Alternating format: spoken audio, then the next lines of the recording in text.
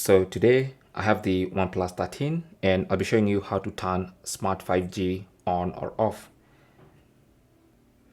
So simply go to settings and then mobile network, and then go to more settings and you can turn Smart 5G on or off from here. So I can turn it off and turn it on from here.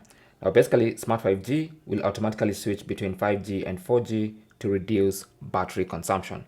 So depending on your internet needs, it's going to switch between the two of them using AI. So that's why it's called Smart 5G.